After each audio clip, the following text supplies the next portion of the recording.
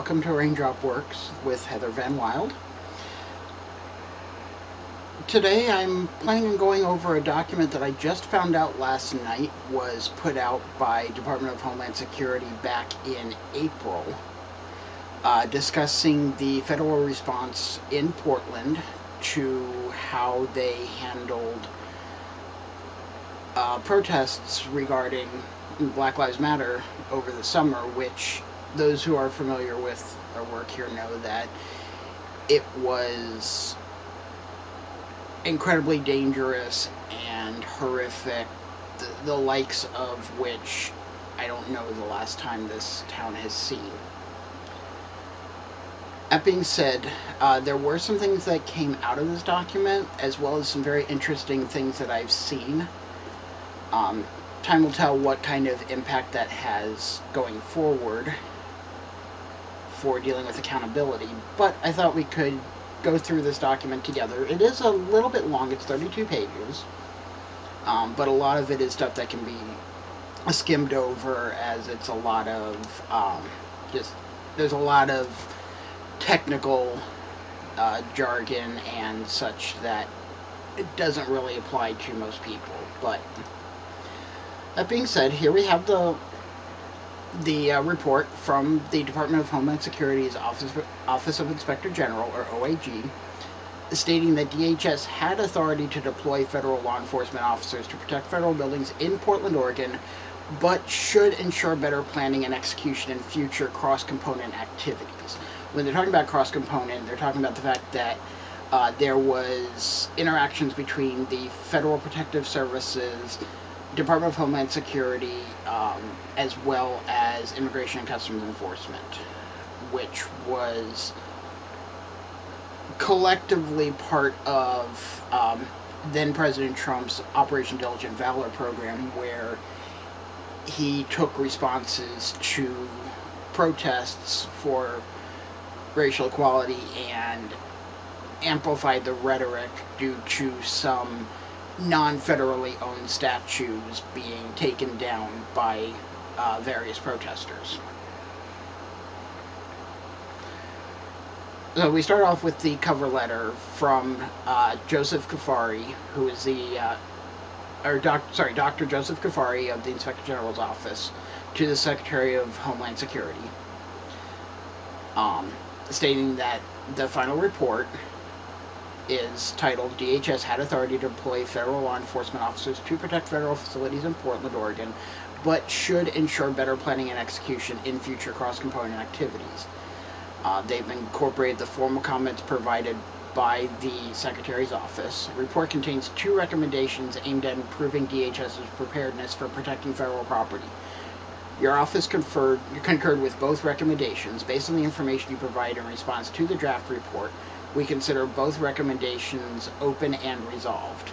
Once your office has fully implemented the recommendations, please submit a formal closeout letter to us within 30 days so we may close the recommendations. The memorandum should be accompanied by evidence of completion of agreed upon corrective actions, and it gives an email address for them to send that information to. Consistent with our responsibility under the Inspector General Act of 1978 as amended, we will provide copies of our report to congressional committees with oversight and appropriation responsibility over the Department of Homeland Security. We will post the final report on our website for public dissemination, including your formal comments as an appendix to the report, which is what we're going over now. This was also sent to the Director of the Federal Protective Service, and some of the things that are found from this are apparently ongoing issues that have not been addressed in previous years.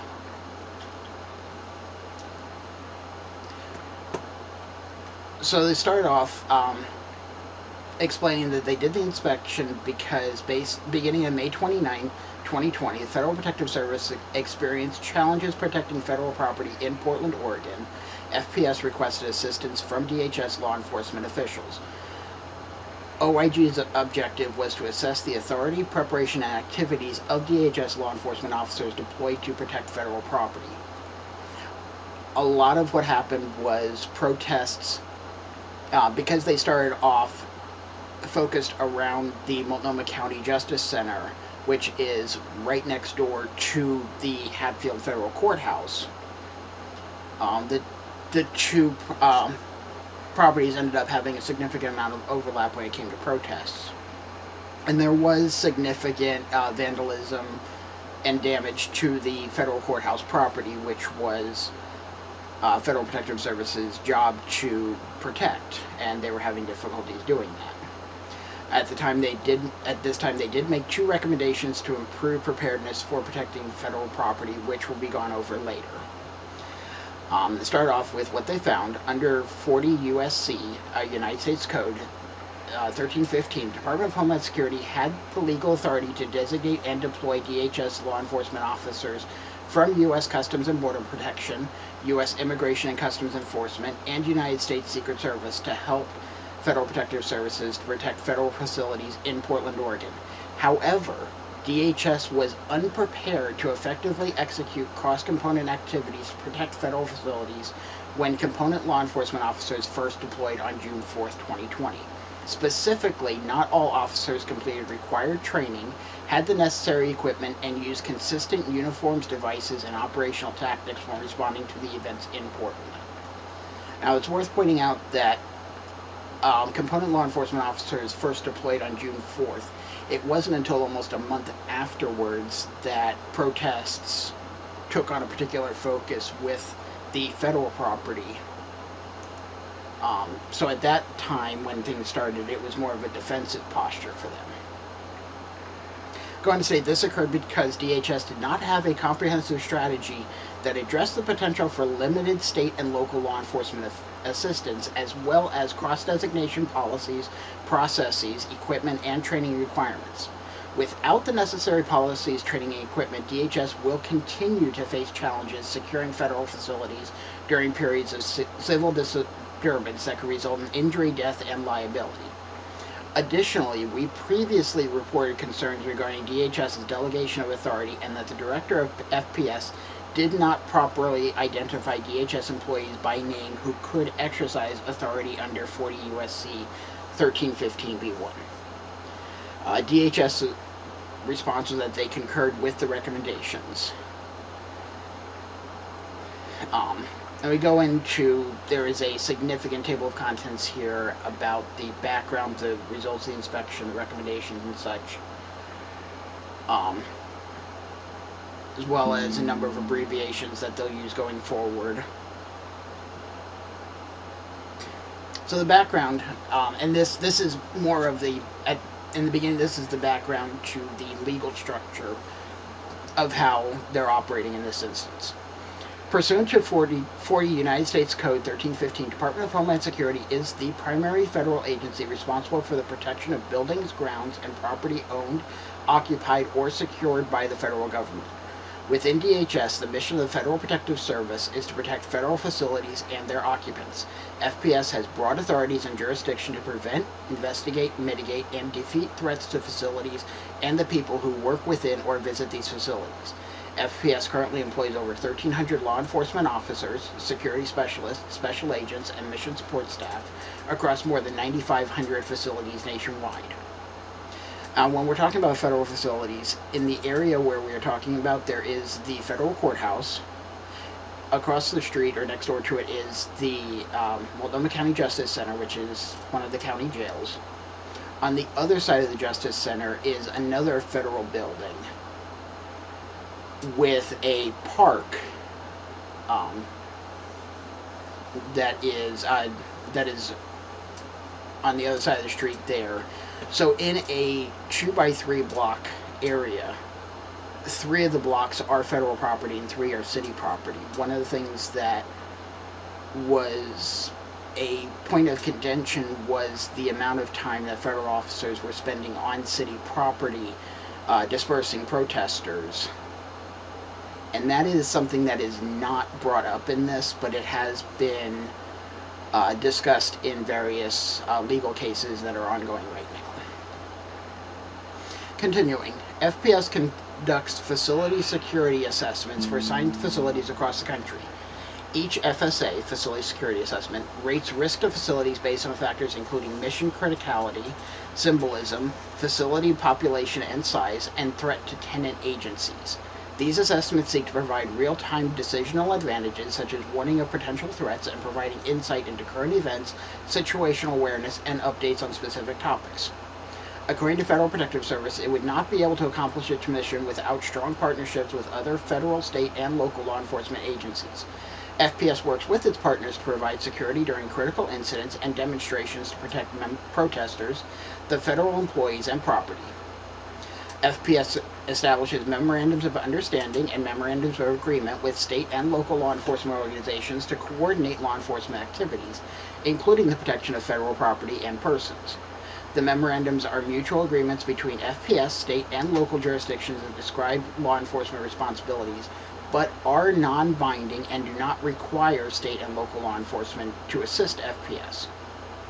Under 40 U.S.C. 1315, the Secretary can designate employees of DHS as officers and agents for duty in connection with the protection of property owned or occupied by the federal government and persons on the property, including duties in areas outside the property to the extent necessary to protect the property and persons on the property.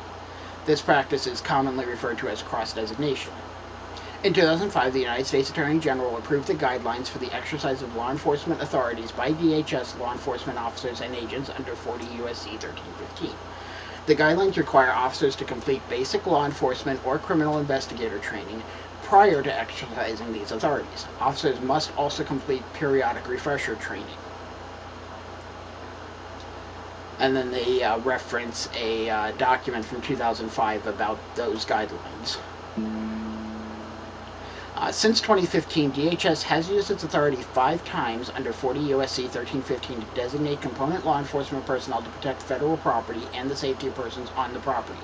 For example, DHS used the authority to deploy U.S. Customs and Border Protection officers to protect federal property in Baltimore, Maryland during violent civil disturbances. In Portland, Oregon, FPS is responsible for protecting 34 facilities, including the Mark O. Hatfield U.S. Courthouse. According to FPS officials, 7 full-time employees are assigned to the Portland geographic area. Beginning on May 29, 2020, Portland experienced daily protests that were mainly nonviolent. However, there were nightly instances involving civil disturbance, including violent protests, riots, vandalism, destruction, and direct attacks against officers around the federal facilities. The largest protests reported by FPS included 10,000 people near the Hatfield Courthouse and included some individuals throwing bottles and lighting fireworks in the direction of Portland Police Bureau officers. As shown in Figure 1 here, the vandalism and destruction to the Hatfield Courthouse included graffiti and broken windows. To assist FPS in Portland, on June 4th, DHS began deploying officers relying on its authority under 40 U.S.C. 1315.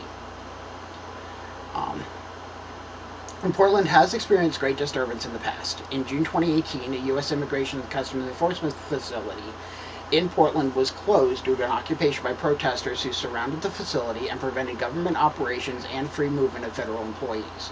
According to an FPS official, the mayor, who is also the police commissioner, directed the Portland Police Bureau not to assist FPS. On June 26, 2020, the President issued Executive Order 13933, titled Protecting American Monuments, Memorials, and Statues and Combating Recent Criminal Violence. The purpose of the executive order was to address, quote, a sustained assault on the life and property of civilians, law enforcement officers, government property, and revered American monuments, end quote. According to the executive order, it continues, the Secretary of Defense, the Attorney General, and the Secretary of Homeland Security shall provide, as appropriate and consistent with applicable law, personnel to assist with the protection of federal monuments, memorials, statues, or property, end quote. On the same day, FPS created the draft operation plan, Operation Diligent Valor, to prevent, protect, respond to, and recover from attacks on federal property in FPS Region 10, which includes Portland. On June 30th, 2020, the Acting Secretary of Homeland Security issued a memorandum creating the Protecting American Communities Task Force Pact to prepare to protect federal facilities and property during the July 4th, 2020 holiday weekend. The acting secretary, which was Chad Wolf at the time, created the pact to assess potential civil unrest and property destruction and coordinate component law enforcement resources to ensure the protection of people and property at multiple locations across the country. The pact required components to coordinate with DHS Office of Operations Coordination and FPS to complete cross-designation requirements.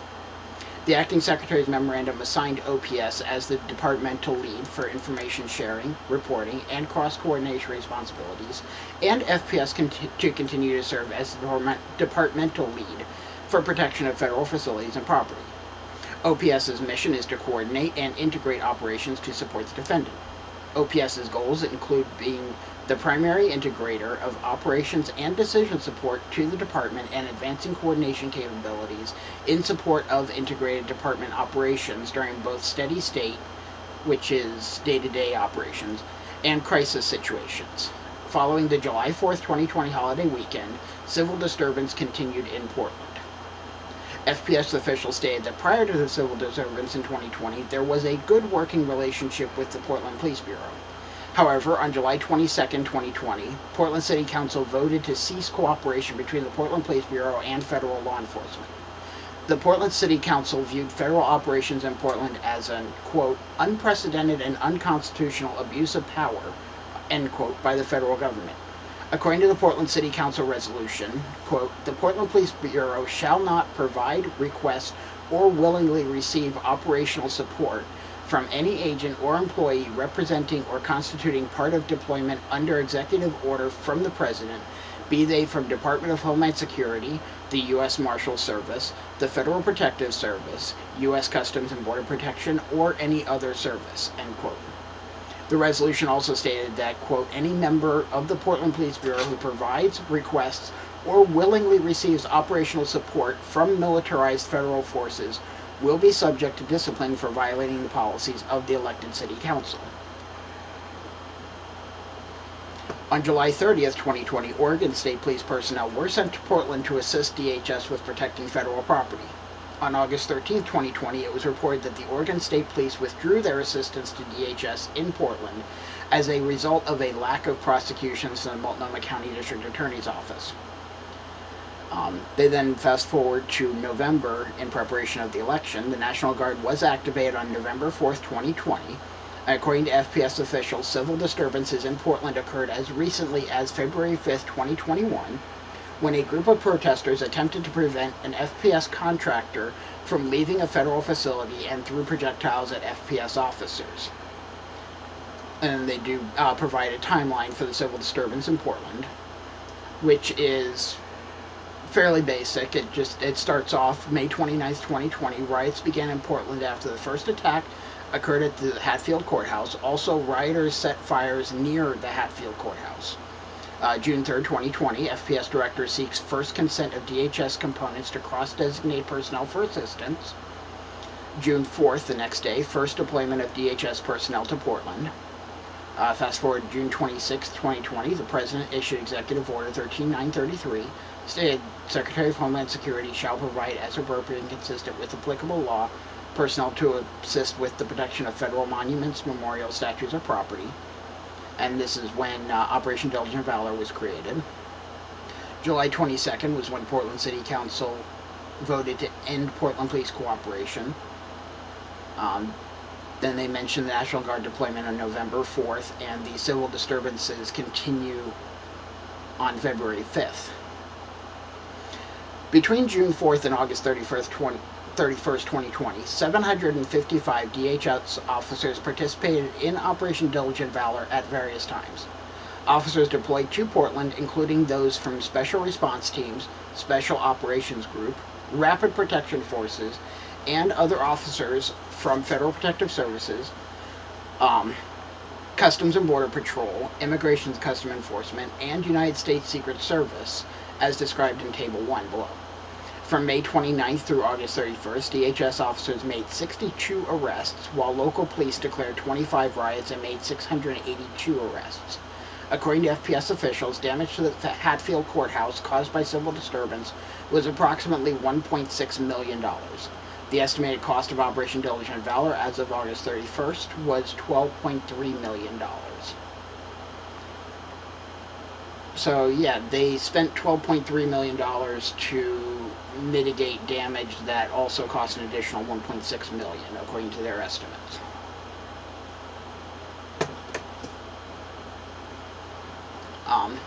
They do go on here to further break down, as I said before, the law enforcement.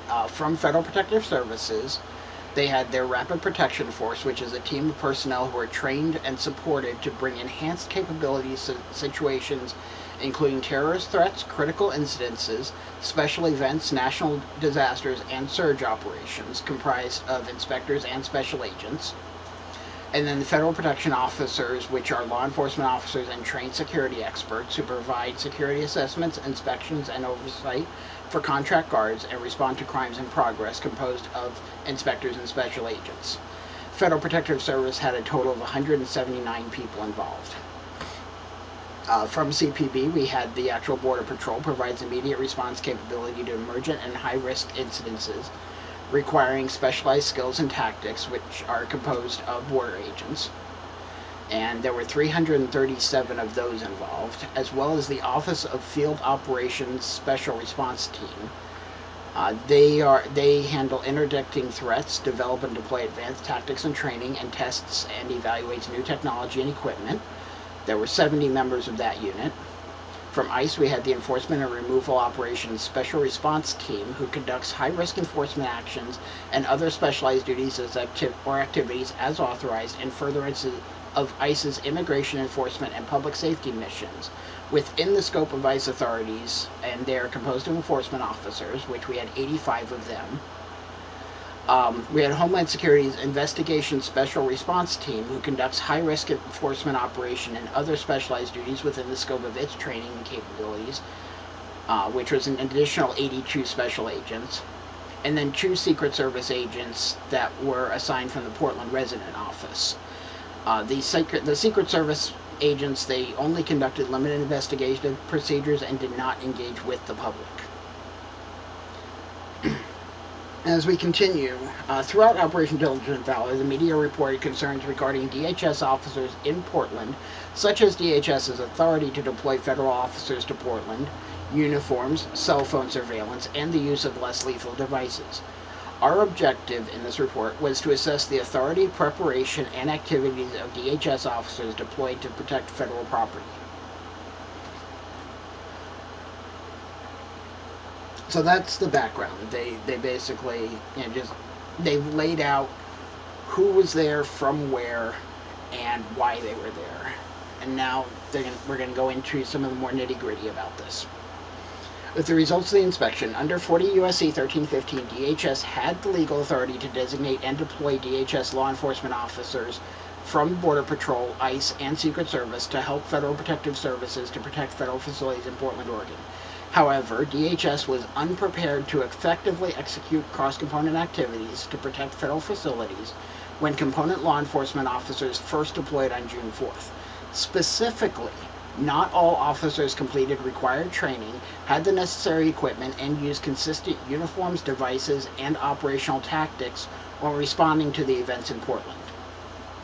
This occurred because DHS did not have a comprehensive strategy that addressed the potential for limited state and law enforcement assistance, as well as cross-designation policies, processes, equipment, and training requirements. Without the necessary policies, training, and equipment, DHS will continue to face challenges securing federal facilities during periods of civil disturbance that could result in injury, death, and liability.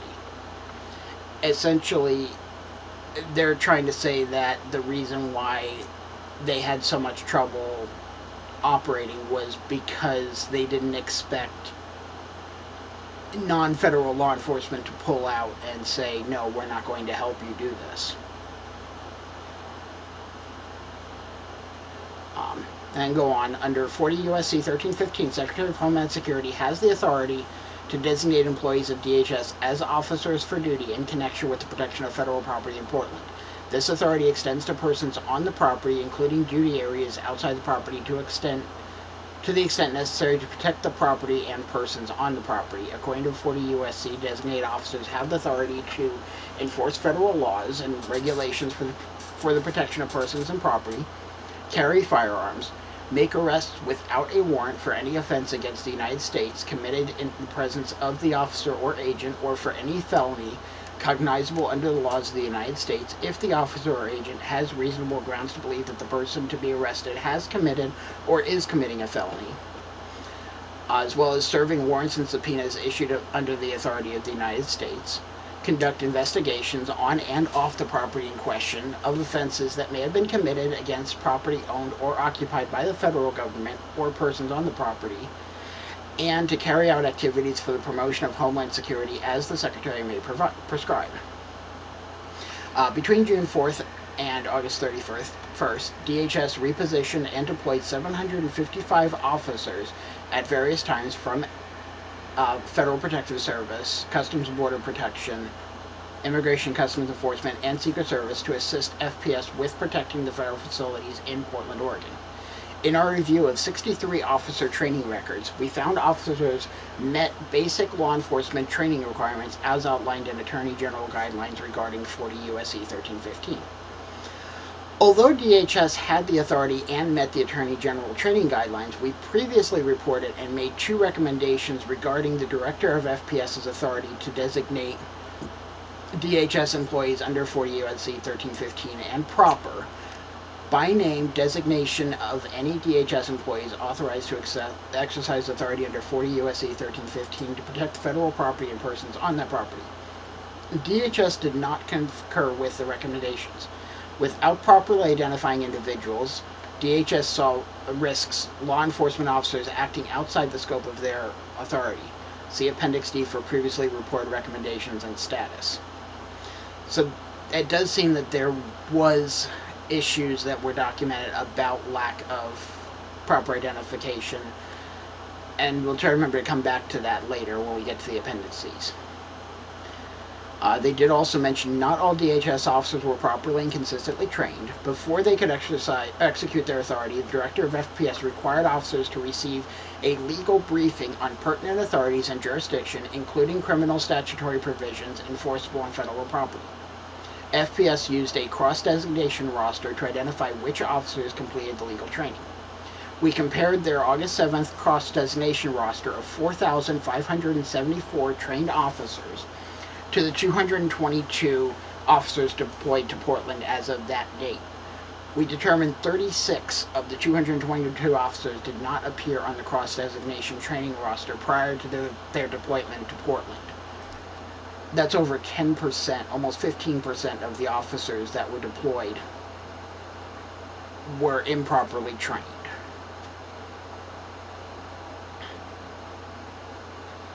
And they break down, ironically, both of the Secret Service agents that were deployed did not have the proper training.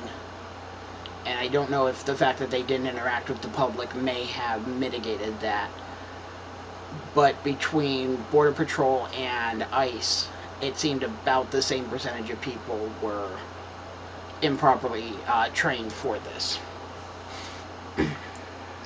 And then they go on to point out that deploying officers who are not properly trained increases the risk of officers acting outside of their authority.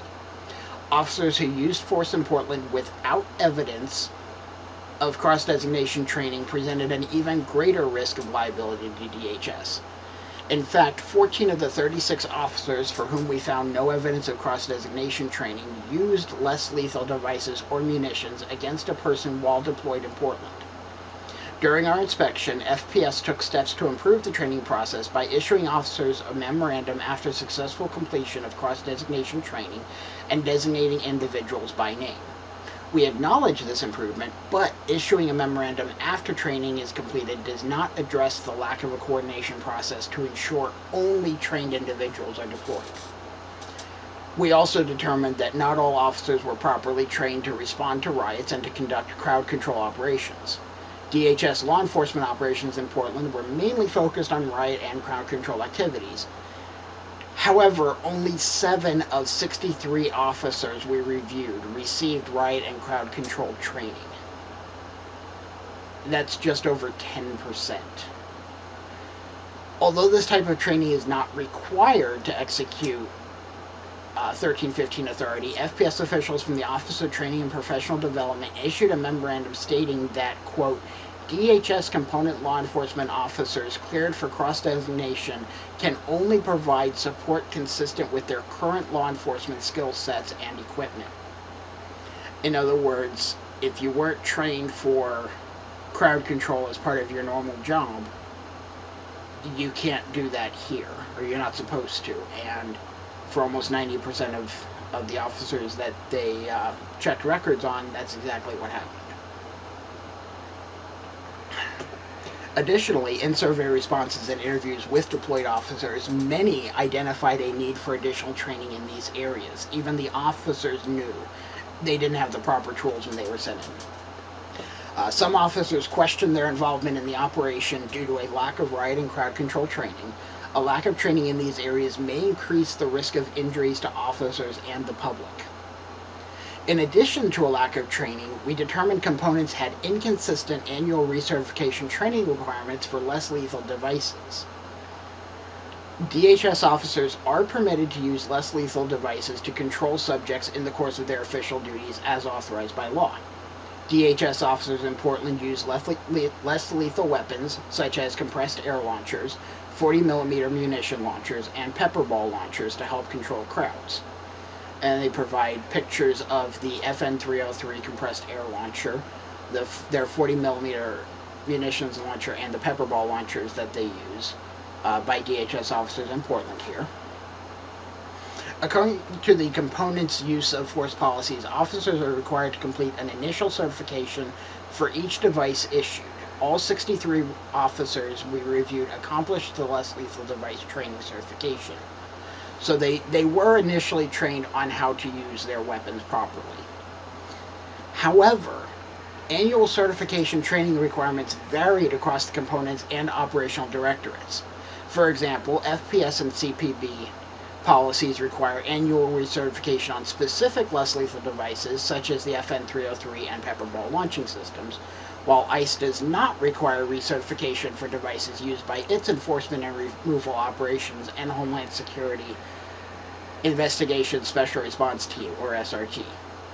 According to officials in ICE's Office of Firearms and Tactical Programs, SRTs achieve proficiency on less lethal devices through training as required by their respective SRT handbooks.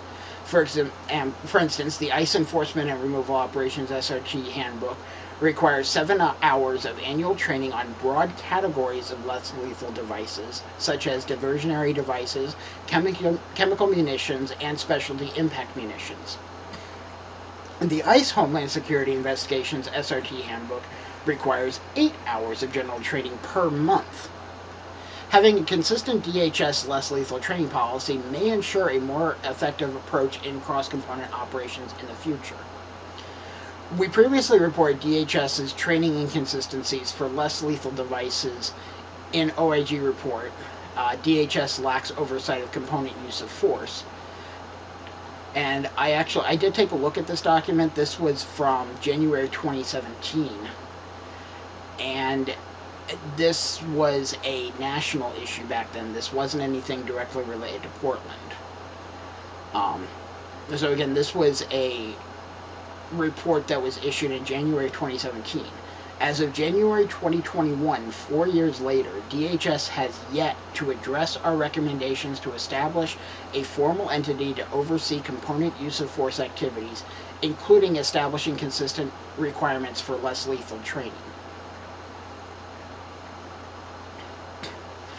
They did go on to point out that not all DHS officers had necessary equipment.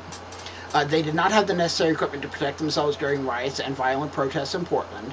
During the event in Portland, DHS officers were attacked with lasers, fireworks, and Molotov cocktails, and struck by projectiles including frozen liquids, unknown chemicals, feces, and rocks.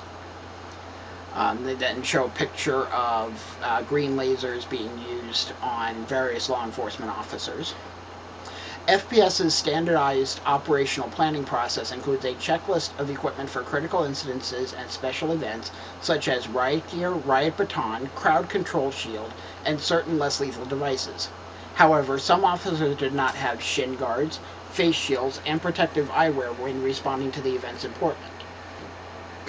From June 13th through July 30th, DHS officers reported 689 injuries, including eye irritation, blurred vision, and headaches caused by laser attacks, temporary hearing loss and headaches from fireworks and mortars, and wounds from projectiles. And they show a picture of actually a pretty nice picture of one of the fireworks that had gone off at the courthouse.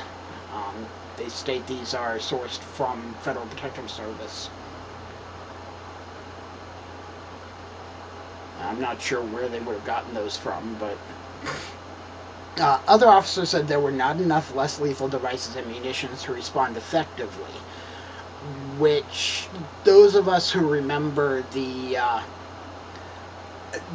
tornadoes of tear gas that were so thick that inmates in the Justice Center jail were having tear gas coming into their cells up on higher levels. It almost asks the question, how much more weaponry did they think they needed?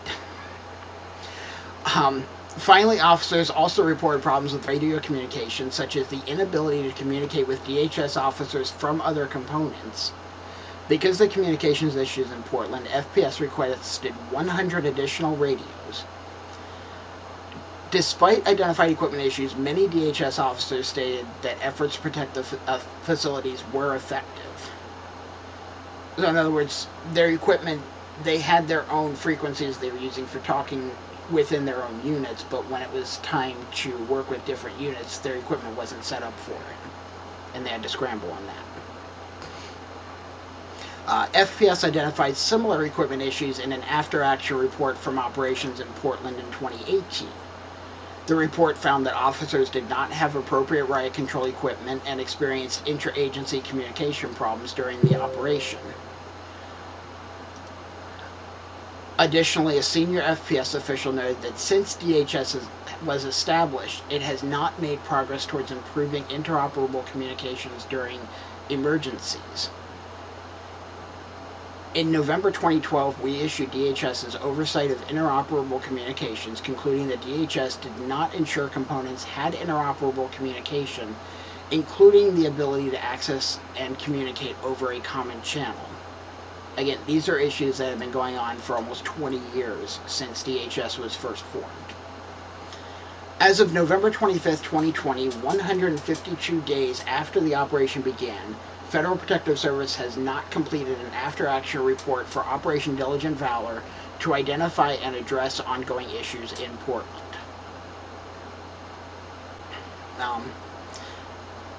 And they go on, and this was an issue that has been brought up in various court filings about lack of documentation. Not all DHS officers use consistent uniforms, devices, and tactics in Portland. Officers deployed to protect federal facilities in Portland did not wear consistent uniforms. Officers from FPS, CPB, and ICE all responded to Portland wearing their respective component-issue uniforms. And they give a picture of examples of Border Patrol and Federal Protective Services uniforms. During the operations, both citizens and Congress raised concerns regarding a lack of proper identification on officers' uniforms. Wearing consistent uniforms would provide a unified front, but DHS did not establish a uniform for cross-designation operations. All DHS law enforcement officers' uniforms included police markings, along with patches or badges identifying their component. In our review of DHS photos taken during operations in Portland and through interviews with officers, we found DHS officers complied with component uniform policies and their uniforms were appropriately marked per their respective component policies. The public and Congress also raised concerns about DHS officers' use of camouflage uniforms. For example, Border Patrol and ICE SRT officers initially wore camouflage uniforms similar to the one shown in Figure 6 here. Due to public concerns, some Border Patrol officers transitioned from these uniforms to available alternate ones. One of the big issues that we had was a lack of being able to identify which officer was which. The same kind of issues that we've had with Portland Police Bureau Rapid Response Team officers not having any indication of who they are, leaving us to essentially make wild guesses unless we're able to get good face shots of them. And as we've seen from other reporting, such as in the case of Donovan Labella, when he was shot in the face by a 40mm launcher and suffered severe injuries that almost killed him, he's having trouble in his lawsuit even being able to figure out which department was involved with the attack against him, much less finding out what specific officer was involved.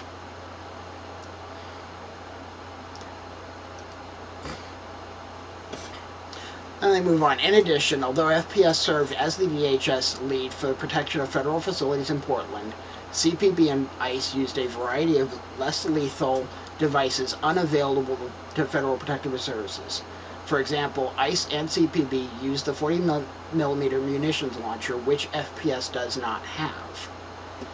And down below there is a table of what items were available to what units. Also, we found inconsistencies in the components policies describing how to use less lethal weapons. For instance, for the FN-303 compressed air launcher, CPB policy describes how to use the device at different ranges from the target, while Federal Protective Services policy does not include a range. Another example, ICE's use of force policy indicates that the 40mm launcher is deadly force when fired at someone, while the Border Patrol use of policy only directs officers not to target a person's head or neck. In addition to these policy differences, some officers question the tactics used by other components, such as when to engage rioters with force. Without consistent policies and tactics for multi-component operations, DHS risks confusion, limited coordination, and unintended injuries when protecting federal facilities. A few things we can get from that. Using the example of Donovan Labella, we at least know that because he got hit with a 40mm launcher, Federal Protective Services was not involved. We also know that Border Patrol had the full range of less lethal options, while there was a number of them that ICE does not have. And Federal Protective Services, they only have pepper spray, the FN-303s, and pepper ball. They don't have any grenades, any 40mm, none of those.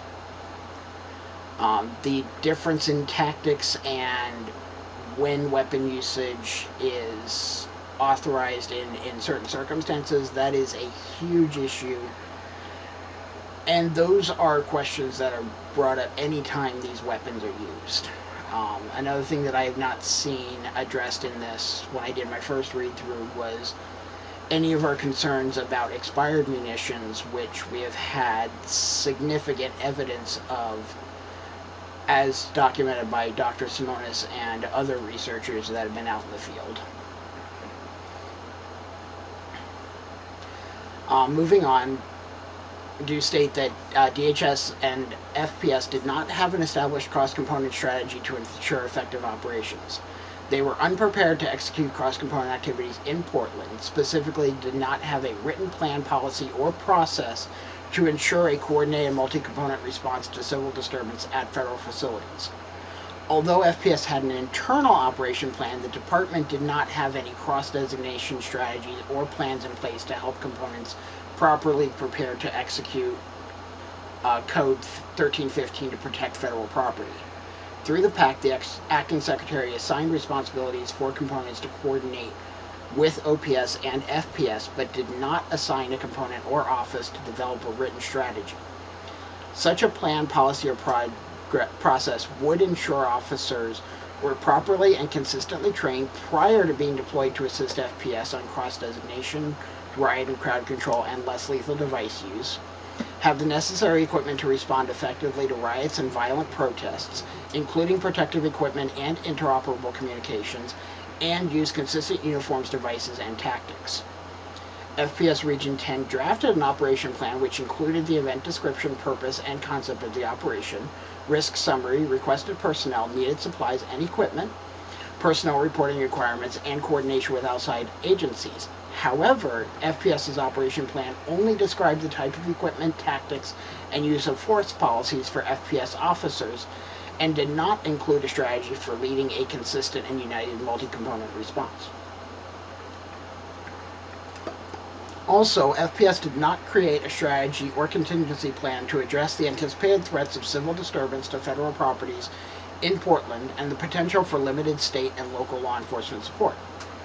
FPS's December 2018 FSA identified the Hatfield courthouse as high risk. According to the assessment, civil disturbances will not only continue throughout the current presidential administration, but increase in frequency and impact. Although FPS had agreements with Oregon State Police and Multnomah County Sheriff's Office, the agreements are non-binding and do not require state and local law enforcement to assist FPS. FPS did not have an agreement in place with the Portland Police Bureau, the primary police department with jurisdiction around the courthouse. According to FPS, it relies on state and local law enforcement to support the protection of federal property. However, it did not use its FSA and the potential for limited state and local law enforcement support to develop a contingency plan for protection of federal facilities. Contingency plans could help FPS better plan for protection of persons and property in high-risk locations and inform department strategies for multi-component operations, assisting FPS with its protective service mission. Essentially, going forward, they are probably going to start creating all of these plans with the expectation, both here and in other parts of the country, that they may not have the support of local law enforcement when it comes to protecting federal property. And they say, without the necessary policies, processes, training, and equipment, DHS will continue to face challenges securing federal facilities, particularly high-risk facilities during periods of civil disturbance. Further, limited planning and preparedness could result in injury, death, and risk of liability. So the first recommendation was they recommend the Secretary, in coordination with DHS components and FPS, establish and implement a plan, policy, and process to improve preparedness for multi-component response to further instances of civil disturbance at federal buildings, including a process for designating component personnel and verification of required legal training completion, equipment and training needs and requirements, and consistent tactics and operational policies. Their second recommendation was for the Director of the Federal Protective Service to establish contingency plans, including necessary equipment for responding to civil disturbances at high-risk federal facilities based on federal security assessments, non-binding agreements with state and local law enforcement, and expected level of support. DHS did concur with both recommendations. They also received technical comments on the draft and made revisions as appropriate. They consider both recommendations open and resolved. And a summary of management responses are as follows. The first recommendation, which was unifying the planning and coordination before this happens, is that FPS will develop governance documents and processes for a comprehensive, cohesive, and transparent approach to civil disturbances at federal facilities. These efforts will include finalizing a policy document for designating DHS component personnel under 40 U.S.C. 1315 and verification of required legal training completion, completing a public order policing directive reflecting multi-component support, additional training, procurement of equipment, and sharing this policy document with other DHS operational components. The estimated completion date was June 30th of 2022, so they're anticipating within the next year that'll be addressed. The Office of Inspector General's announcement of their response. They are responsive to the recommendation. They consider this recommendation open and resolved until DHS develops and implements the government's documents and processes for a comprehensive, cohesive, and transparent approach to civil disturbances at federal recommendations. Going on to the second recommendation, Federal Protective Service concurred for the recommendation to prepare contingency plans. They will establish contingency plan for responding to civil disturbances at high-risk facilities, and they estimate a completion date on that by the end of March of 2022.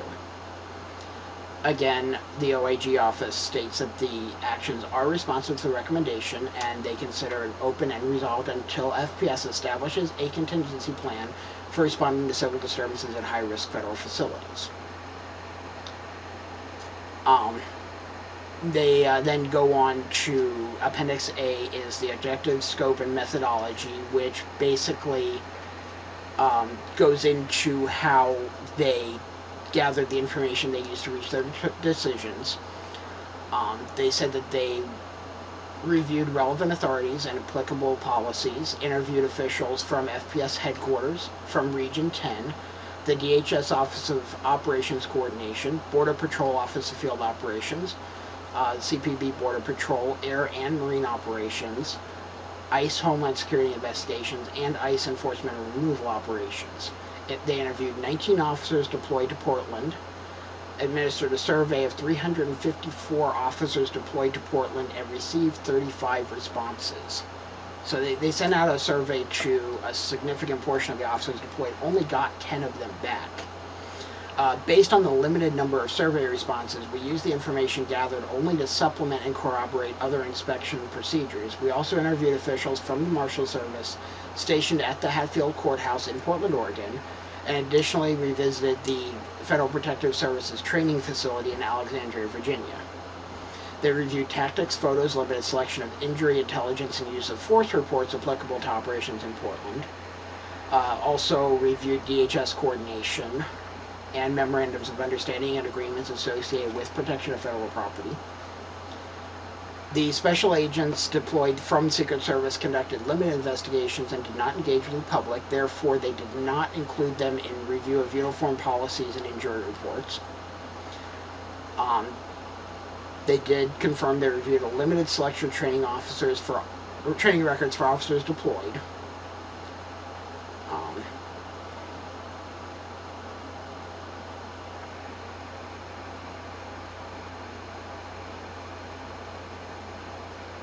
They ensuring that the computer information was accurate. They also checked through and make sure that the computer systems were accurate, as well as verifying the records through other means. And finally, during our review, we enlisted information from the components regarding their use of cell phone surveillance equipment in Portland.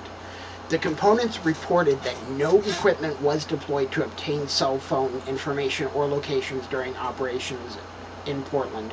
According to ICE officials, the cell phone information obtained during the operation was done through applicable consent procedures or the search warrant process. One of the things that was brought up as a concern was theories of stingrays and other such surveillance devices being used to try to mass document who protesters were, where they were from, which was raising constitutional questions. And this is saying that any information that they did get was done through judge authorized search warrants or consent was given.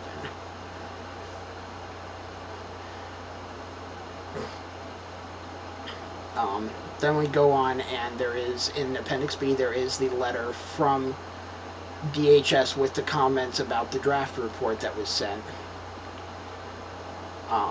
where they do say the circumstances in Portland, Oregon were particularly challenging because of the level of violence directed against law enforcement officers and facilities, the persistence of that violence over time, and the extent to which law enforcement was prohibited by their political leadership from cooperating with federal counterparts. For example, during the deployment of Portland, Oregon between June 26th and September 30th, FPS personnel reported 205 injuries, such as to the ankle, back, eye, foot, hand, groin, knee, and shoulder, as well as contact with chemicals and objects.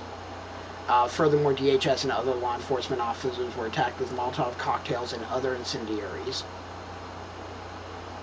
And they're stating that this information was sourced from situational reports and from the Department of Labor's Employee Compensation Operations and Management portal. So basically looking at almost like workman's comp claims. They say that wrist rockets and chemicals were also used. Multiple arrestees also possessed more frequently seen weapons, including knives, machetes, and pipe bombs.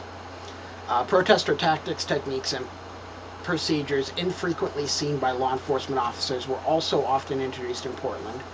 For example, the report noted that officers were attacked with lasers, commercial-grade fireworks, frozen liquids, and other projectiles. Regardless, the department responded quickly to these new threats, for example, by assessing available off-the-shelf laser protective eyewear and quickly procuring it for deployed personnel.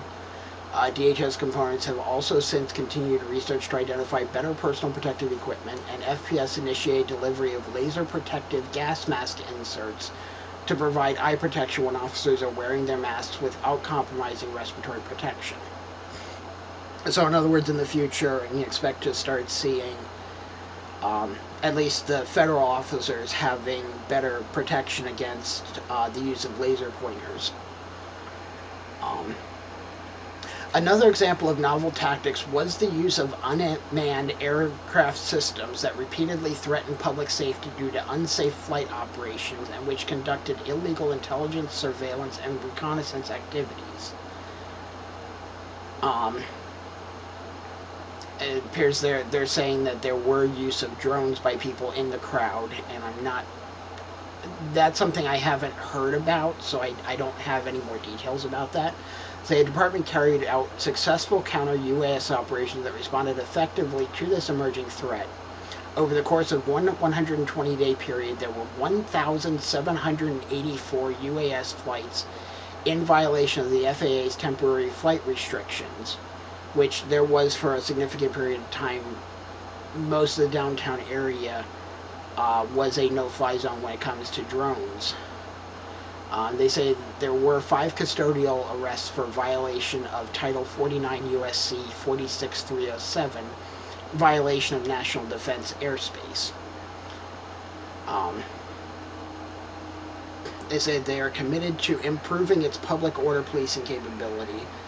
They conducted a summit from January 13th through 14th of 2021, attended by a wide range of federal, state, local, international, and academic partners, assessing the state-of-the-art and identify opportunities for enhancing effectiveness.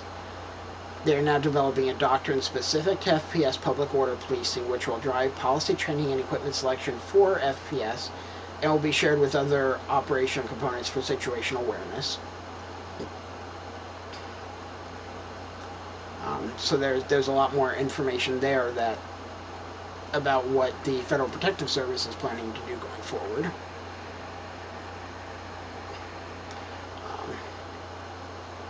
And then the second half of this letter is going over what was talked about before. It's their response to the recommendations.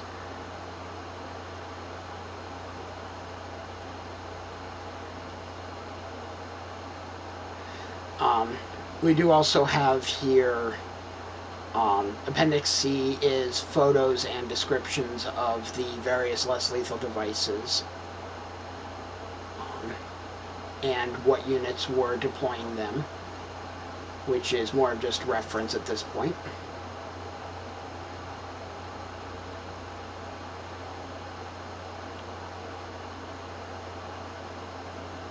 Okay, now there is an Appendix D. These are previously reported recommendations and status for management alert, referencing recommendations made back in November of 2020, where they recommended the Acting Secretary of Homeland Security ensure the Undersecretary for Management, the Director of the FPS, and anyone else seeking to designate DHS employees have received proper delegated authority to do so.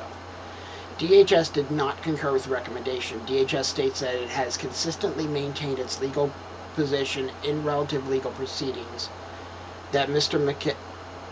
Michalinen validly served as acting secretary. Until a federal court definitively determines that question, it is premature to take additional steps to ensure the FPS director has designation authority under 40 USC 1315. I believe what this is coming down to is the essentially the Cuccinelli effect, where at the time President Trump, instead of running his picks for leading different agencies through the Senate like he was supposed to, he appointed acting people and then never sent them for confirmation through the Senate.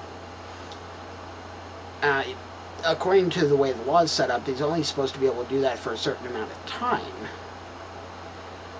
And at the time Mr. Cuccinelli ended up going past the amount of time, he got pulled out, and Chad Wolf came in as a new acting secretary. But again, this was somebody who did not go through the proper confirmation process with the U.S. Senate. Federal courts have come down and said that certain actions that Cuccinelli took after that timeline ran out were considered unconstitutional because he was not confirmed to the position. And using that as a guide, there is a decent chance that we're looking at Chad Wolf also being in that situation of not being able to exercise these duties because he was time barred, which brings into questions about the constitutionality of the entire Diligent Valor operation. And this is why they're saying that since the federal court hasn't definitively answered the question, they weren't going forward on this. On February 4th, 2021, DHS provided an updated response to the recommendation. They continued to assert that former Acting Secretary McAleenan was validly serving when he delegated the authority to designate DHS employees to the Undersecretary for Management. Although the department's position as the authority was properly delegated, out of an abundance of caution, the FPS Office of the Director, in coordination with DHS Office of General Counsel, will review whether any additional steps to include ratification of the delegation should be taken to ensure that the FPS Director has the authority to designate DHS officers under USC 1315b1. DHS estimates these actions will be completed by May 31st, which was a month and a half ago. The second recommendation was to the Director of Federal Protective Service, or the designee, exercising properly delegated authority to designate by name any DHS employees authorized to exercise authority under that statute. Again, DHS did not concur with the recommendations. Their reasoning was to say that FPS had properly designated officers already, which made the recommendation unnecessary. DHS suggested that OIG improperly construed the laws requiring by-name designation of officers and did not acknowledge that FPS maintains a list of employees who completed the cross-designation process. On February 4th, DHS provided an updated response to the recommendation. They continued to disagree. However, the FPS Director instructed FPS to leverage its technology to modify the online 1315 legal training to automatically generate individual officer designation letters signed by the FPS Director upon the officer's certified completion of training. According to DHS, this results in an immediate individual by-name letter to each designated employee upon the completion of training. And this process was implemented on October 1st. So at this point, although DHS and OIG have not agreed on the reported findings or recommendations, DHS's planned corrective actions are responsive to the intent of the recommendations. We informed DHS on February 19th these recommendations will remain open until DHS provides support that the Undersecretary for Management, the Director of the Federal Protective Service, and anyone else seeking to designate employees has received proper delegated authority to do so. Then Appendix E is just a list of the different government agencies that were sent out. This also includes the Congressional Oversight and Appropriations Committee. And then that brings us to the end of it. Now, there are a few things that I've seen that, to me, seem to be less well fleshed out. Again, there was no mention of anything about expired munitions, which we have seen ample evidence that munitions that are being used on nights when it was only responses from federal officers were years expired based on the shelf life, which the way the chemical munitions breaks down, it can actually make them even more dangerous than the significant danger that they were already brought with.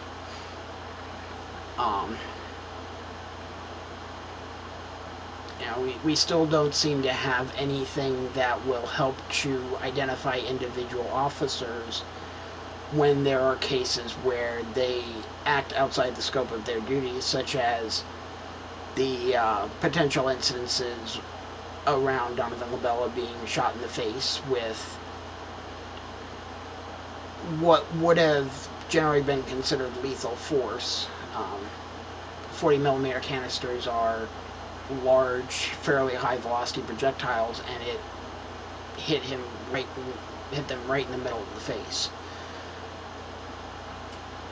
So those are things that definitely want to continue watching, but a lot of those things will end up being addressed through federal court systems with various lawsuits that are in the planning stages and are already ongoing. So those will be watched by myself and various other groups.